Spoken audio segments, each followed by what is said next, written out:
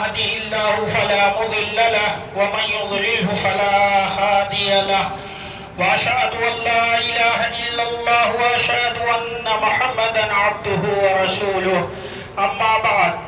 فإن خير الحديث كتاب الله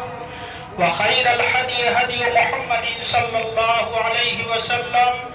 وشر الأمور محدثاتها وكل محدثة بدعة وكل بدعة ضلالة وكل ضلالة في النار أما بعد محترم سامعین، بزرگان دین، ماؤں اور بچوں، عید الاضحیٰ کا دن یہ وہ عظیم دن ہے جس کے اندر مسلمانان عالم اللہ رب العالمین کے خلیل ابراہیم علیہ السلام کی سنت کو زندہ کرتے ہوئے اور نبی کریم صلی اللہ علیہ وسلم کی سنت پر عمل کرتے ہوئے لاکھوں جانور کی قربانی پیش کرتے ہیں۔ ہجرت کے بعد جب آپ صلی اللہ علیہ وسلم مدینہ تشریف لائے اور جب تک آپ کی زندگی رہی ہر سال آپ قربانی کرتے رہے اور صحابہ کرام کو اس کا تاکیدی حکم دیتے رہے۔ نبی اکرم صلی اللہ علیہ وسلم نے ارشاد فرمایا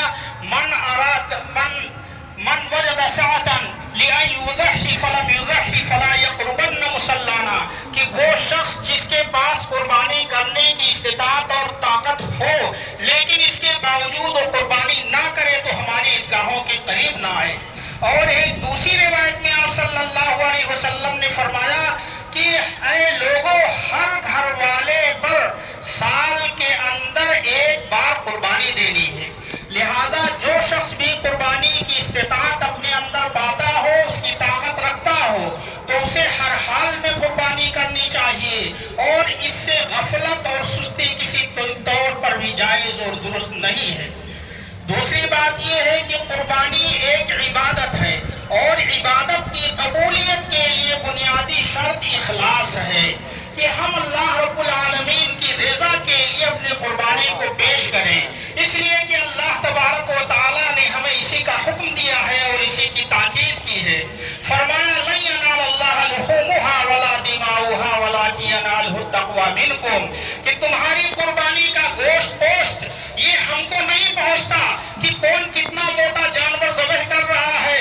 لیکن تمہارے دلوں کا تقوی مجھے پہنچتا ہے، کس نیت سے کس جذبے سے تم یہ قربانی کر رہے ہو۔ اور نبی اکرم صلی اللہ علیہ وسلم نے ارشاد فرمایا ان اللہ لا ينظر الى صورکم ولا الى اجسادکم ولکن ينظر الى قلوبکم واعمالکم، کہ اللہ تعالیٰ تمہاری شکلوں اور صورتوں کو نہیں دیکھتا کہ کون کالا ہے، کون گورا ہے، کون موٹا ہے، کون پتلا ہے، نہیں، اللہ تعالیٰ کو اس سے کوئی سروکار، اللہ تعالیٰ کو تو سروکار ہے بس تمہارے دلوں اور تمہارے عملوں سے۔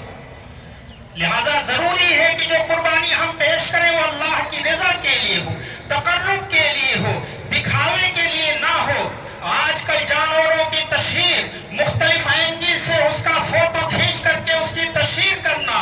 اور فخر و مباحات کی بولی لگانا کہ ہم نے اتنے قیمت کے جانور خریدے ہیں، 50,000 کی ان کا جانور میں لے کر کے آیا ہوں، اور اس طریقے سے فخر و مباحات اور ریاکاری کرتے ہیں، تو یاد رکھیے کہ اس طرح کا عمل ہمارے قربانی کے ثواب سے ہمیں محروم کر سکتا ہے۔ لہذا ہمیں پورے اخلاص کے ساتھ یہ قربانی پیش کرنی چاہیے۔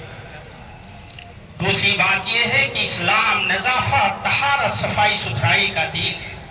اللہ تبارک و تعالیٰ کا ارشاد ہے ان اللہ یحب التوابین ویحب المتطہرین،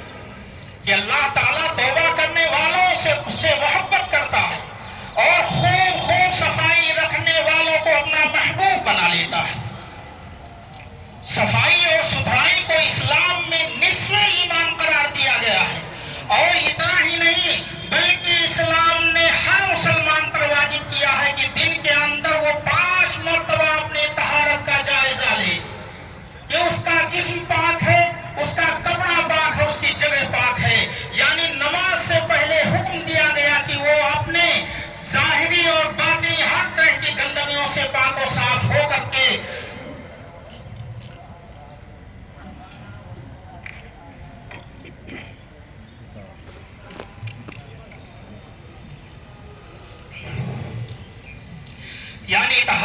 موقع پر وضو کرے،